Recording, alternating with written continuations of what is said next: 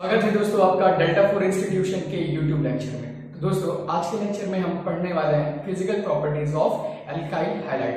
Alkyl halide की physical properties के बारे में पढ़ेंगे और इसी लेक्चर में हम कंटिन्यू करेंगे हेलोएरिन्स के बारे में, उसके मेथड ऑफ प्रिपरेशंस के बारे में। तो सबसे पहले आज की हेडिंग लगाइए। The first topic is physical properties of alkyl halide. Physical properties of physical properties of alkyl halide।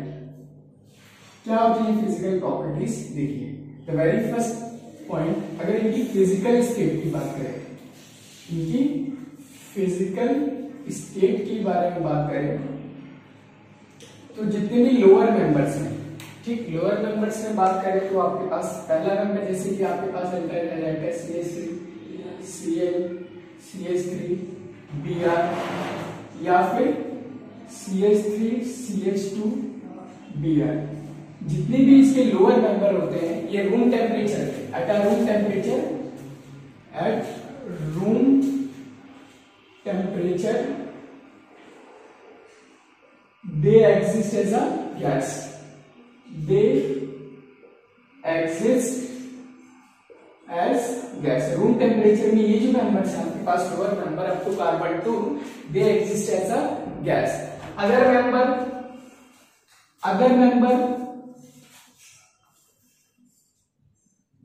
Members up to 18 carbon atom, मतलब 3 कार्बन एटम से लेकर 18 कार्बन एटम तक के जितने भी एल्काइल हाइलाइड होते हैं वो कैसे एग्जिस्ट करते हैं? दे आर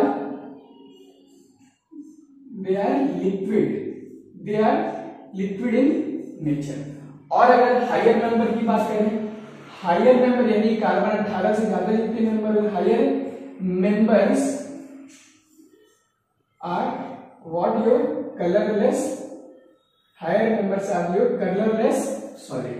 जितने भी कार्बन 18 से ज्यादा मेंबर के एल्काइल हाइलाइड होंगे वो क्या होते हैं? जनरली कलरलेस सॉलिड होते हैं। ये होगी इसकी फिजिकल स्टेट के बारे में। बात करते हैं बॉइलिंग पॉइंट के बारे में। इसके बारे में इनके बॉइलिंग पॉइंट्स के आप सभी जानते हो कि जो बॉइलिंग पॉइंट होता है किसी कंपाउंड का, उनके मॉलिक्यूलर मास के इंक्रीमेंट के साथ बढ़ता है। मतलब जितना ज्यादा उसका मॉलिक्यूलर मास होगा उतना ही ज्यादा क्या होगा बच्चे? बॉइलिंग पॉइंट होगा। दो कंडीशंस हो सकती है इसमें।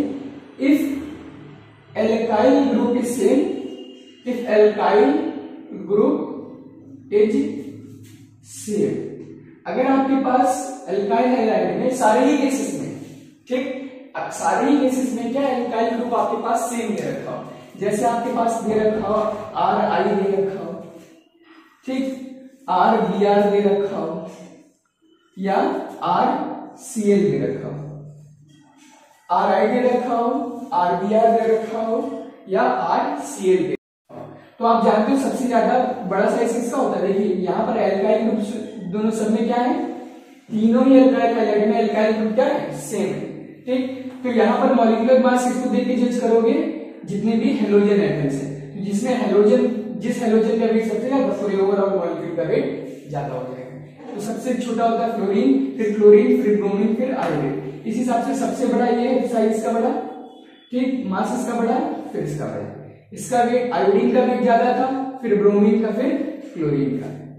देखिए अगर एग्जांपल में कंसीडर करो CH3 CH2 I, CH3 CH2 Br and next one is your CH3 CH2 Cl। देखिए यहाँ पर तीनों ही केसेस में एल्काइल ग्रुप क्या है? सेम है। एल्काइल ग्रुप सेम है तो आप किसको कंपेयर करोगे? हेलोजन। जिसमें हेलोजन का वेट ज्यादा हो, ओवरऑल मॉलिक्यूल का वेट उसका ज्यादा हो जाएगा। अच्छा, मॉलिक्यूलर वेट जिसका ज्यादा होगा उसका बॉइलिंग पॉइंट भी ज्यादा होगा। तो आप लिख सकते हो relation, boiling point is directly proportional to the molecular weight. मतलब जिस मॉलिक्यूल का वेट ज्यादा होगा उसका बॉइलिंग पॉइंट भी क्या होगा? ज्यादा होगा। तो यहाँ पर अगर बॉइलिंग पॉइंट का टर्म लिखेंगे तो ये हो जाएगा। क्लियर है ना? अच्छा, वाइस वर्सा प्रॉपर्टी ऐसा भी हो सकता है, ठीक, हेलोजन क्या हो, तीनों केसेस में सेम हो, एल्काइल ग्रुप डिफरेंट हो। देखिए किस प्रकार से, हेलोजन क्या हो, सेम हो, अल्काइल ग्रुप डिफरेंट हो जाए। जैसे आपके पास हो सकता है दे रखा CH3 CH2 I CH3 CH2 CH3 CH2 CH3 I दे रखा है और एक थर्ड मेंबर दे रखा है आपके पास CH3 CH2 CH2 I। अब देखिए तीनों केसेस में अगर तीनों अल्काइल हाइलाइट को आप ऑब्जर्व करो तो सब में अल्काइल ग्रुप डिफरेंट है but the hydrogen atom is iodine same everywhere. देखिए यहाँ पर भी हाइड्रोजन सेम है, यहाँ पर भी हाइड्रोजन सेम। तो यहाँ पर कैसे जज करोगे, जिसमें नंबर ऑफ कार्बन एटम ज्यादा होंगे उसका मॉलिक्यूलर वेट ज्यादा होगा, ठीक, और जिसका मॉलिक्यूलर वेट ज्यादा होगा उसका बॉइलिंग पॉइंट ज्यादा होगा। ये हो गया आपके पास बॉइलिंग पॉइंट का ऑर्डर। क्लियर है ना, ये क्या हो गया, इसके बॉइलिंग पॉइंट का ऑर्डर हो गया। अब relation must you have to learn, boiling point जो होता है मॉलिक्यूलर वेट की क्या होता है, डायरेक्टली प्रोपोर्शनल होता है। क्लियर है ना, दोनों ही केसेस में आपके पास क्वेश्चन आएगा तो आप किसी का पर्टिकुलर का मॉलिक्यूलर वेट निकालने नहीं बैठ जाओगे, वरना समय चला जाएगा, आप कंपेयर करके ही सारे क्वेश्चंस को सॉल्व करोगे। अच्छा, बॉइलिंग पॉइंट केवल और केवल मॉलिक्यूलर मास पर ही डिपेंड नहीं करता है, there are also certain factors, इसके साथ साथ और भी फैक्टर्स होते हैं। तो जनरली जो बॉइलिंग पॉइंट हमारा होता है ये ब्रांचिंग के साथ क्या करता है, डिक्रीज करता है। मतलब जितना ज्यादा ब्रांच्ड मॉलिक्यूल होगा, मॉलिक्यूल जितना ज्यादा ब्रांच होगा उसका बॉइलिंग पॉइंट जो होगा वो उतना कम होगा। If the same carbon atoms are present, molecule के अंदर अगर same number of carbon hydrogen atom present है, ऑल्दो मॉलिक्यूलर का मॉलिक्यूलर वेट भी सेम है, यहां तक तो आप जज कर लीजिए जिसका मॉलिक्यूलर वेट क्या था, ज्यादा था, और बॉइलिंग पॉइंट उसका क्या दे रहे थे, ज्यादा था। लेकिन अगर ऐसी सिचुएशंस आ जाए जहां पर मॉलिक्यूलर वेट सेम हो जाए तो आप ब्रांचिंग से जज करोगे। किससे जज करोगे, ब्रांचिंग से। जो भी मॉलिक्यूल डेंस ब्रांच्ड होगा, मतलब इसकी ब्रांचिंग ज्यादा होगी, ठीक, जो ज्यादा ब्रांच होगा उसका बॉइलिंग पॉइंट क्या होगा, कम होगा कंपैरिजन टू लो ब्रांचिंग। चलिए देखिए उन कंपाउंड्स का आप किस तरह से बॉइलिंग पॉइंट जज करोगे जहां पर मॉलिक्यूलर वेट क्या हो जाए, सेम हो जाए। If the molecular weight of alkyl halide are same, अगर क्या हो जाए, वेट क्या हो जाए, सेम हो जाए। तो हमने बताया था यू कैन जज on the basis of branching, जिसकी ब्रांचिंग ज्यादा होगी उसकी बॉइलिंग पॉइंट क्या हो जाएगी, कम हो जाएगी। लिख सकते हो आप यहाँ पर बॉइलिंग पॉइंट यानी कि BP increases, boiling point increases with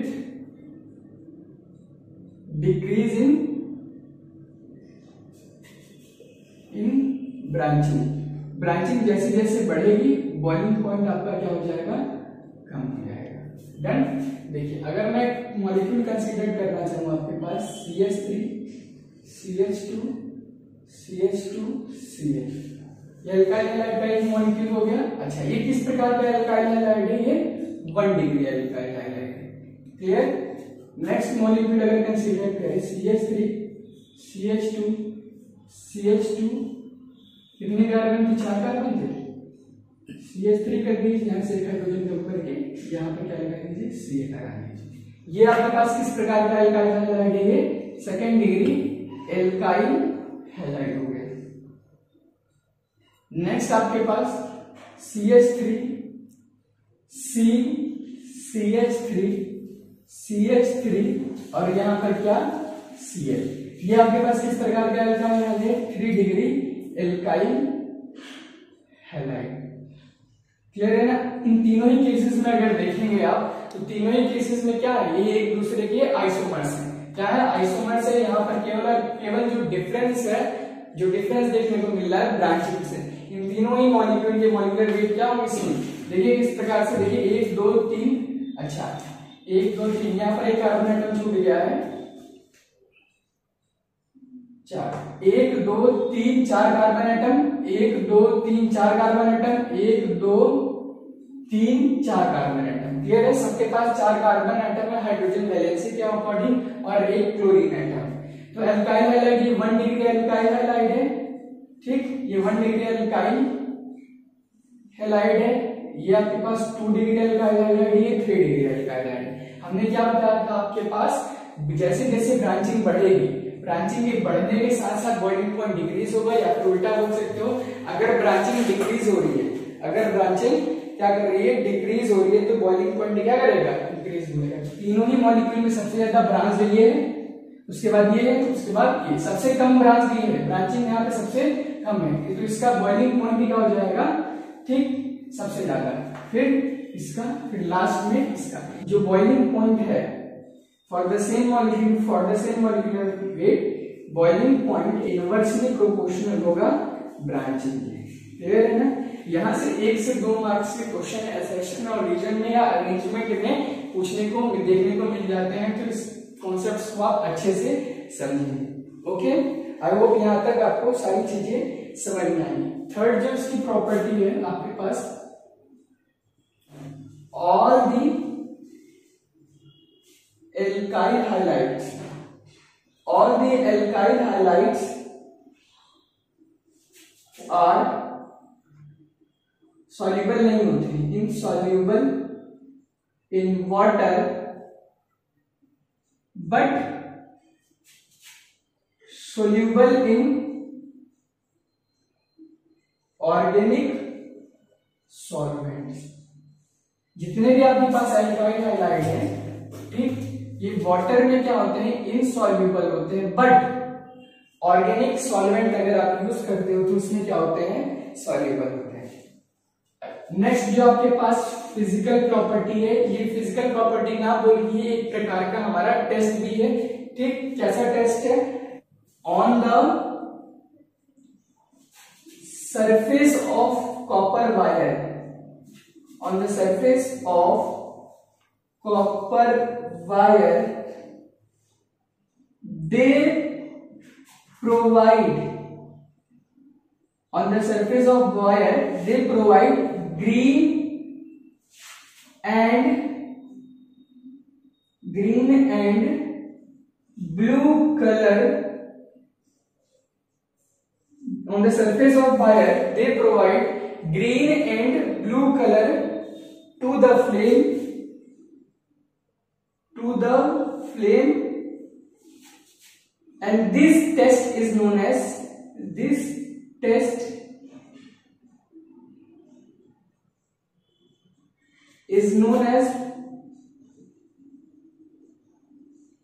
Blistering test. This test is known as ब्लिस्टिंग। इसी टेस्ट में क्या बोला जाता है, ब्लिस्टिंग टेस्ट बोला जाता है। क्लियर है ना? इसका मतलब क्या है लास्ट वाले टेस्ट का, on the surface of copper wire, copper wire की सरफेस पे एल्काइल हाइलाइड जो क्या होते हैं, ये जब बर्न करते हैं तो एक ब्लू फ्लेम या ग्रीन फ्लेम, आपको ग्रीन कलर की फ्लेम देखने को मिलती है। ये जो टेस्ट है फ्लेम का, ठीक, इस टेस्ट को बोला जाता है ब्लिस्टिंग test. So this is all about your physical properties of alkyl halide. Now we are going to study about the method of preparations of haloarenes. चलिए शुरू करते हैं method of preparations of haloarenes या aryl halide। तो सबसे पहले हम जानेंगे दोस्तों कि aryl halide या haloarene होता क्या है।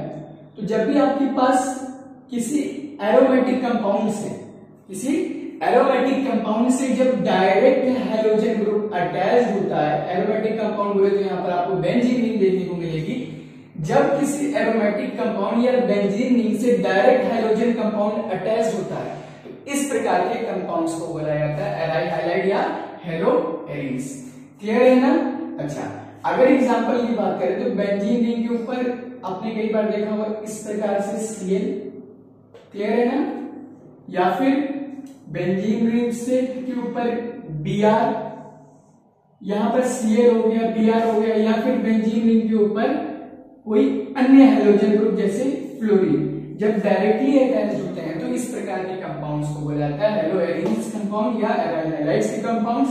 अच्छा, होता क्या है, अगर नेम की बात करें तो ये इसका नाम जो है यहाँ पर Cl है, यहाँ पे बेंजीन है, तो इसको बोलते हो क्लोरोबेंजीन, इसको ब्रोमोबेंजीन, यहाँ पर क्या हो जाता है फ्लोरोबेंजीन। क्लियर?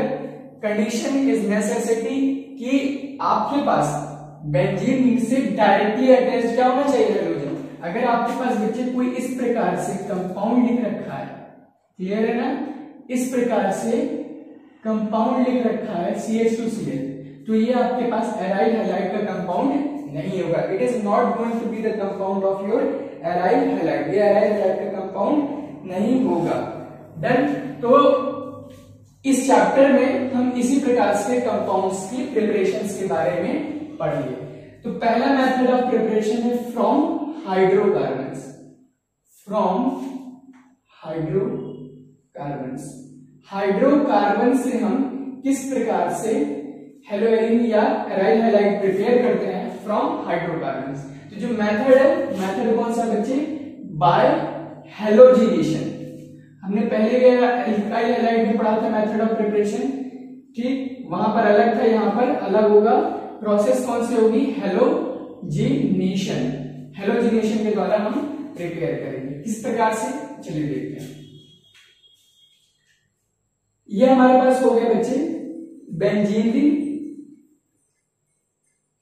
बेंजीन रिंग की क्या करानी है, आपको हेलोजिनेशन करानी है, मतलब किसी हेलोजन ग्रुप से आप क्या करा दो, इसकी रिएक्शन करा दो in the presence of Lewis acid, in the presence of Lewis acid FeCl।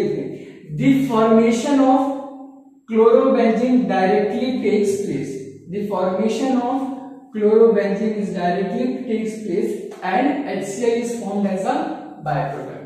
और यहाँ पर HCl आपके पास कैसा बनता है, ये एज अ बायप्रोडक्ट मिलता है। तो ये इसके पास क्या हो गई, डायरेक्ट रिएक्शंस हो गई। अगर रिएक्शन के मैकेनिज्म की बात करें तो ये रिएक्शन जो है इलेक्ट्रोफिलिक सब्स्टिट्यूशन पे बेस्ड है। किस पे, इलेक्ट्रोफिलिक सब्स्टिट्यूशन। 11th क्लास में आपने रिएक्शन मैकेनिज्म के बारे में पढ़ रखा है कि व्हाट इज इलेक्ट्रोफिलिक सब्स्टिट्यूशन।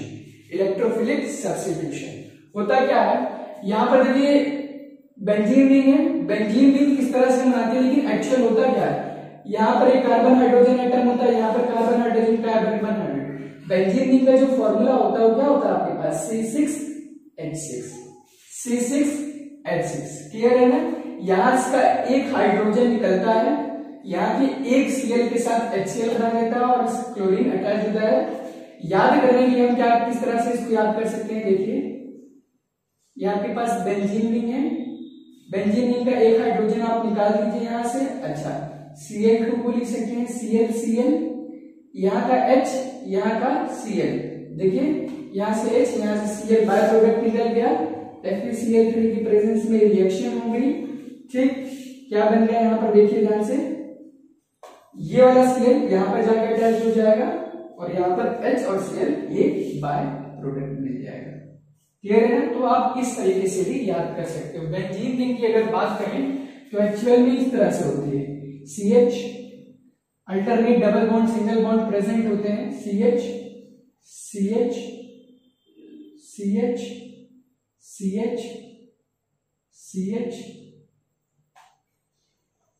यहां पर एक CH, देन यहां पर, क्लियर है, 1 2 3 4 5 6 कार्बन हो गए, alternate double bond single bond, double bond, फिर सिंगल बॉन्ड, फिर यहां पर double bond, double single double single double single. Clear है ना, अब मैं क्या कर रहा हूं कि इस वाले हाइड्रोजन को मैंने इस केस में ऊपर निकाल के लिख रखा है और ये H क्या कर दिया, हमें सब्स्टिट्यूट करा दिया, ओके।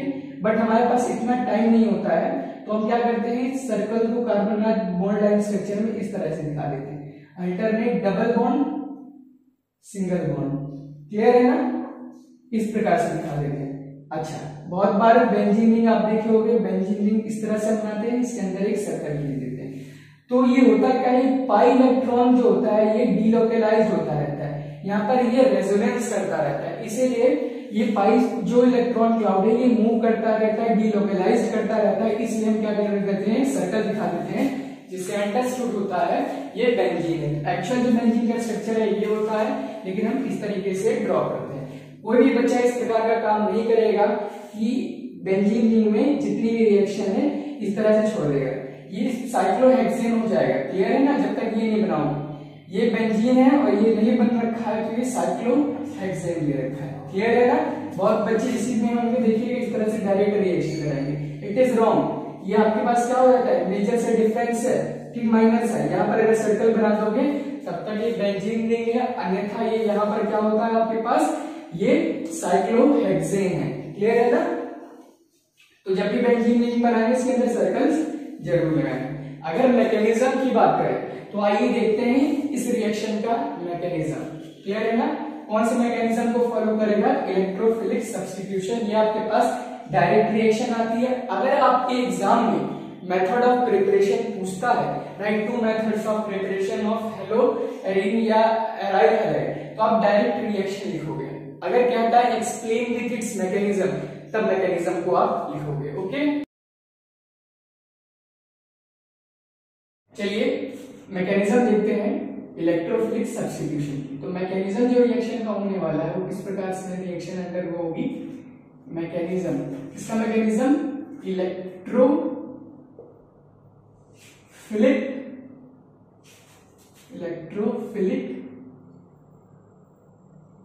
सब्स्टिट्यूशन। इलेक्ट्रोफिलिक सब्स्टिट्यूशन देखिए क्या है आपके पास, सबसे फर्स्ट स्टेप में क्या होता है आपके पास, generation of electrophile. Generation of electrophile, कोई आपके पास एक इलेक्ट्रोफाइल क्या होता है, जनरेट होता है। किस प्रकार से, देखिए हमने क्या क्या लिख रखा था वहां पर, एक लुईस एसिड ले रखा था और हेलोजिनेशन के लिए एक एटम Cl ले रखा था। क्लियर है ना? तो यहाँ पर Cl2 प्लस यहाँ पर आपके पास क्या था, FeCl3, जिसको मैं क्या बोल रहा था बच्चे, ये एक प्रकार का लुईस एसिड। जरूरी नहीं है कि आप FeCl3 ही ले, यहाँ पर बहुत सारे कंपाउंड्स हम ले सकते हैं, जैसे FeCl3, FeBr3, FeBr, ZnCl2 and so on. आप बुक में देखेंगे जितने भी लुईस एसिड है सबसे आप रिएक्शन कराइएगा, सेम ही प्रोडक्ट बनता है। क्लियर है ना? तो यहाँ पर क्या है आपके पास Cl2 रिएक्ट करता है FeCl3 से, तो यहाँ पर फॉर्मेशन किसका होता है, देखिए Cl है, Cl यहाँ पर लिख देते हैं, Cl2 को इस तरह से लिख दिया और FeCl3 को इस प्रकार से लिख दिया। क्लियर है? ये यहां से नेगेटिव, यहां से पॉजिटिव। अब ये क्या करता है, ये इलेक्ट्रॉन, जितने भी लुईस एसिड होते हैं ये क्या होते हैं, नेचर में इलेक्ट्रॉन डिफिशिएंट ग्रुप होते हैं। क्या होते हैं, इलेक्ट्रॉन डिफिशिएंट ग्रुप। ठीक, तो होता क्या है, यहां पर जो Cl निकलता है यहां पर अटैच हो जाता है, यहां पर प्रोडक्ट क्या बना देता है, FeCl4 माइनस, और ये वाला ठीक क्लोरोमियम आयन बच जाता है Cl पे प्लस। क्लियर है ना? Cl2 when react with Lewis acid, यहाँ पर एक Cl यहाँ पर अटैक कर देता है। क्यों? क्योंकि आपके पास इलेक्ट्रॉन डिफिशिएंट कंपाउंड है FeCl4 माइनस और यहाँ पर Cl प्लस। ये आपके पास यहाँ पर क्या, एक इलेक्ट्रोफाइल जनरेट हो जाता है। क्लियर है ना? तो पहला जो स्टेप है रिएक्शन का वो क्या है, जनरेशन ऑफ इलेक्ट्रोफाइल। तो यहाँ पर Cl प्लस आपके पास क्या, एक इलेक्ट्रोफाइल जो है जनरेट हो जाता है। अब ये जो इलेक्ट्रोफाइल है ये बेंजीन रिंग पर अटैक करता है। अटैक ऑफ, नेक्स्ट जो स्टेप होता है इसमें बच्चा, ये क्या होता है, अटैक ऑफ इलेक्ट्रोफाइल। इलेक्ट्रोफाइल का बेंजीन रिंग पर क्या बच्चा, अटैक। ये आपके पास क्या होता है, ये सेकेंड स्टेप होता है। आई होप यहां तक दिख रहा होगा। क्लियर है ना? देखिए ये आपके पास क्या है बच्चे, Cl प्लस, ये आपके पास इलेक्ट्रोफाइल है। ये सेकेंड स्टेप में क्या करता है, बेंजीन रिंग जो है आपके पास, अच्छा मैं इसको बॉन्ड में दर्शा दूं बेंजीन रिंग को। ठीक, ये आपके पास डबल बॉन्ड, ये आपके पास सिंगल बॉन्ड, ये डबल फिर सिंगल फिर ये डबल। क्लियर है ना? बेंजीन रिंग हो गई।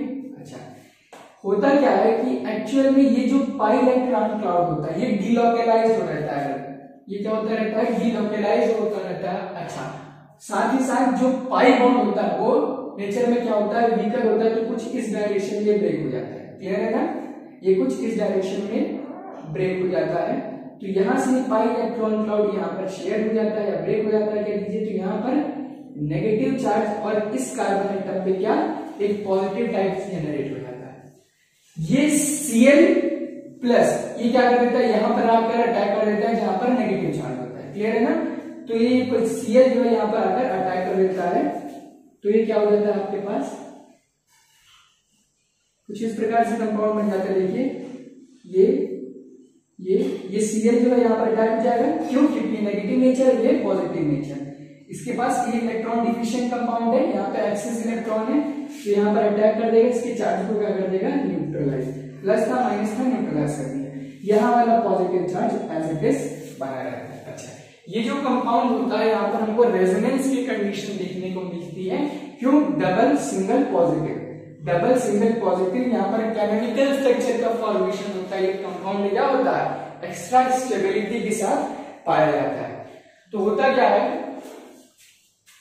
यहां पर एक हमने बताया था अभी स्ट्रक्चर में एक हाइड्रोजन एटम भी प्रेजेंट होता है, तो इसको भी मैं निकाल के लिख दूं। अच्छा, अब ये वाला हाइड्रोजन क्या करता है, अपना ये एक बॉन्ड है, एक बॉन्ड में कितने इलेक्ट्रॉन, 2 इलेक्ट्रॉन, ये अपना इलेक्ट्रॉन यहां पर शेयर करके रिमूव हो जाता है। हाइड्रोजन जो है यहाँ का, ठीक, क्या करता रहता है, रिमूव हो जाता है। H+ भी आपके पास क्या है, एक प्रकार का इलेक्ट्रोफाइल है, तो यहां से H+ एज एन इलेक्ट्रोफाइल क्या कर जाता है, लीव कर जाता है। इस प्रकार से यहाँ पर बॉन्ड होता है C और H के बीच में, सिंगल अपने बॉन्ड के इलेक्ट्रॉन यहाँ पर डोनेट कर देता है, H+ निकल जाता है। क्लियर है ना? तो यहाँ पर क्या बन जाएगा, देखिएगा, जब ये वाले इलेक्ट्रॉन यहाँ पर डोनेट होंगे तो यहाँ पर डबल बॉन्ड का फॉर्मेशन हो जाएगा। तो ये कुछ इस प्रकार से हो जाएगा, देखिएगा, यह वाला चार्ज भी न्यूट्रलाइज हो जाएगा, ये डबल बॉन्ड का फॉर्म हो जाएगी।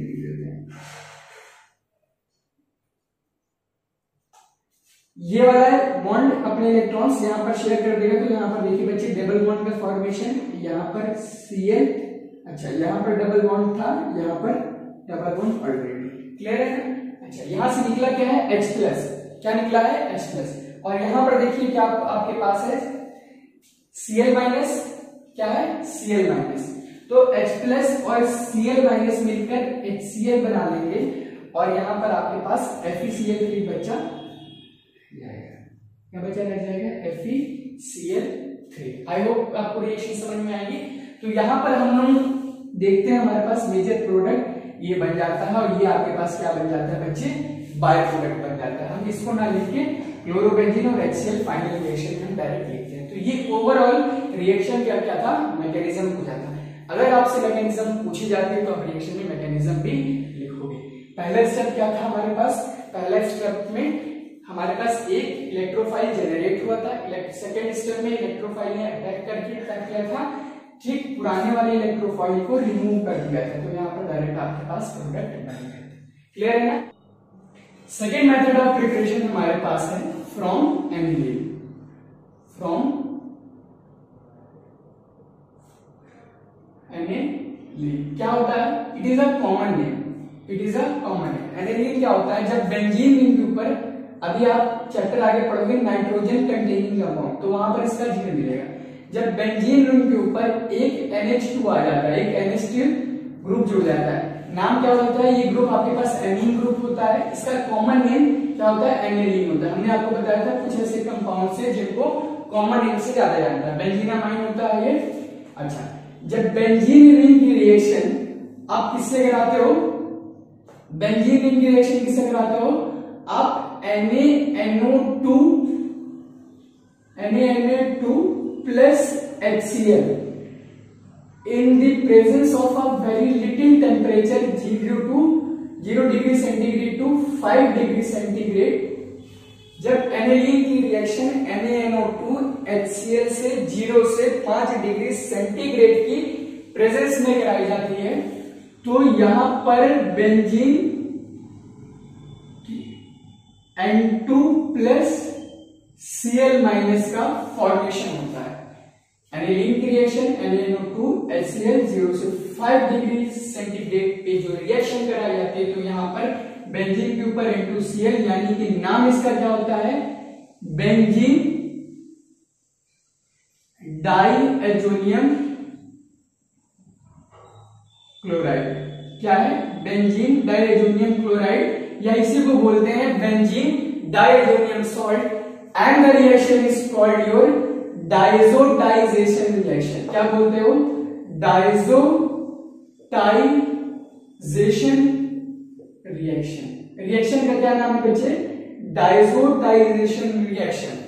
एनिलीन की रिएक्शन, बेंजीन के ऊपर NH2 एनिलीन बोलोगे, इसकी रिएक्शन NaNO2 HCl से 0 से 5 डिग्री सेंटीग्रेड पे कराते हो तो बेंजीन डाइएजोनियम क्लोराइड का या बेंजीन डाइओजेनियम सॉल्ट का फॉर्मेशन होता है। इस रिएक्शन को बोला जाता है क्या? डायजोटाइजेशन रिएक्शन। ये जो हमारे पास ये बेंजीन डाइओजेनियम क्लोराइड है, ये one of the most important product conversion में। अगर आपके पास बेंजीन डाइओजेनियम क्लोराइड आप किसी तरीके से बना ले जाते हो तो यहां से सारे रास्ते खुल जाते हैं। ठीक, it is God of chemical, it is God of molecules for inter conversion. ठीक, ये देवता है। क्लियर है ना? अगर आपके पास बेंजीन डाइओजेनियम क्लोराइड बन गया तो आप किसी भी प्रकार का कन्वर्जन आसानी से कर सकते हो, यहां से सारे पाथवे खुल जाते हैं। क्लियर है ना? It is one of the most important reaction which is frequently use, बहुत जगह मैं यूज करूंगा। क्लियर है ना? तो ये हमारे पास क्या बन गया? Benzene diazonium chloride. अब बेंजीन डाइओजेनियम क्लोराइड से किस प्रकार से आप बनाएंगे? देखिए, आपका एल्डिहाइड हैलाइड या क्लोरो या ब्रोमो बेंजीन। आप क्या करिए? बेंजीन डाइओजेनियम क्लोराइड ये रखिए, ये बेंजीन डाइओजेनियम क्लोराइड हो गया NaCl। इसकी रिएक्शन CuCl2HCl, CuCl2HCl प्रेजेंस में करा दीजिए, डायरेक्ट आपके पास क्या बन जाएगा? क्लोरोबेंजीन। बेंजीन डाइओजेनियम क्लोराइड की रिएक्शन ठीक किससे करा दी हमने? CuCl2HCl से। डायरेक्ट आपके पास प्रोडक्ट जो बनेगा क्या बन जाएगा? क्लोरोबेंजीन। इसी प्रकार से अगर आपके पास ब्रोमोबेंजीन बनाना है, क्या बनाना है? ब्रोमोबेंजीन। ठीक, तो बेंजीन डाइओजेनियम क्लोराइड की रिएक्शन किससे करा दीजिए? Cu, देखिए यहां पर ग्रुप चेंज कर दिए, Cl2 था, ब्रोमीन बनाना तो Br2 और ये क्या? HBr। तो यहां पर आपके पास जो फाइनल प्रोडक्ट बन जाएगा वो कौन सा प्रोडक्ट बन जाएगा बच्चा? ये बेंजीन के ऊपर Br, यानी कि ये हो जाएगा आपके पास ब्रोमोबेंजीन। ये क्या था आपके पास? क्लोरोबेंजीन। ये क्या है आपके पास बच्चे? ब्रोमोबेंजीन। ये क्लोरोबेंजीन और ये क्या हो गया? ब्रोमोबेंजीन। और ये जो आपके पास रिएक्शन है ये दोनों लिख रखी है, बेंजीन डाइओजेनियम क्लोराइड से CuCl2HCl की प्रेजेंस में रिएक्शन कराते हैं, एल्डिहाइड हैलाइड बनाते हो, तो ये दोनों reaction it is a type of name reaction which is called Sands-mayor reaction. क्या बोलते हैं उसको? Sand-mayor reaction. Sand-mayor reaction. Clear है ना? देखिए, एनिलीन से सबसे पहले हमने बेंजीन डाइओजेनियम क्लोराइड करा दिया। बेंजीन डाइओजेनियम क्लोराइड बनाने के बाद हमने क्या कर दी? सैंड-मेयर रिएक्शन करा दी, जिससे आपके पास क्लोरोबेंजीन और ब्रोमोबेंजीन आपको मिल गया। नेक्स्ट रिएक्शन हम पढ़ते हैं गाटरमैन रिएक्शन। क्या होती है ये? जब बेंजीन डाइओजेनियम क्लोराइड यानी कि बेंजीन के ऊपर N2+Cl-, जब बेंजीन डाइओजेनियम क्लोराइड की रिएक्शन आप किससे कराते हो? Cu कॉपर HCl की प्रेजेंस में, तो डायरेक्ट आपको क्या देखने को मिलता है? यहाँ पर क्लोरोबेंजीन। बेंजीन के ऊपर Cl यानी कि chlorobenzene, and such reaction is called your Gattermann reaction. Simple सी रिएक्शन की मैकेनिज्म आपसे नहीं पूछता। अच्छा, इन हेलो एल्केन्स और हेलो एरीन में एक बात ध्यान रखें, 70 to 80% क्वेश्चन आपके हेलो एल्केन्स यानी रेस्ट ऑफ, यहां से क्वेश्चंस का वेटेज थोड़ा सा कम होता है। ठीक, बेंजीन डाइओजेनियम क्लोराइड की रिएक्शन किससे करा दीजिए? कॉपर की प्रेजेंस में HBr से करा दीजिए। क्या बन जाएगा आपके पास? ये बेंजीन ग्रुप के ऊपर Br, जिसको आप बोलोगे ब्रोमोबेंजीन। इस रिएक्शन को बोला जाता है आपके पास Gattermann reaction. This is all for today. Okay, तो आज का लेक्चर हम अपना यहीं पर समाप्त करते हैं। तब तक के लिए स्टे फिट, स्टे हेल्दी, जय हिंद।